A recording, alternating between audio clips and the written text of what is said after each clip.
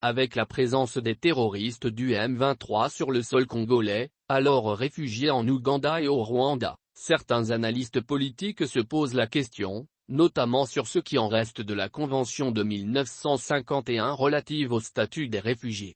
C'est le cas de politologue Jonas Kazimba.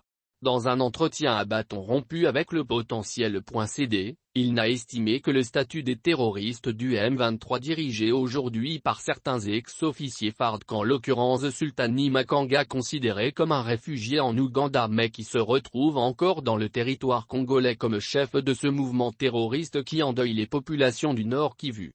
La Convention du 28 juillet 1951 dite Convention de Genève relative au statut des réfugiés a pourtant un principe fondamental du non-refoulement selon lequel un réfugié ne devrait pas être renvoyé dans un pays où sa liberté et sa vie seraient gravement menacées, ce qui est même considéré aujourd'hui comme une règle du droit international coutumier, a-t-il expliqué.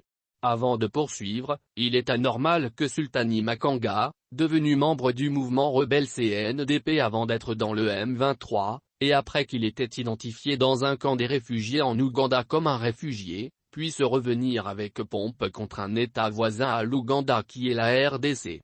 De l'avis de ce politologue, cette question met en mal les relations diplomatiques entre la République démocratique du Congo et ses voisins de l'Est de l'Afrique.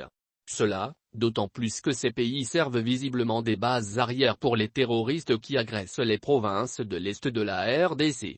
De l'avis de ce politologue, cette question met en mal les relations diplomatiques entre la République démocratique du Congo et ses voisins de l'Est de l'Afrique.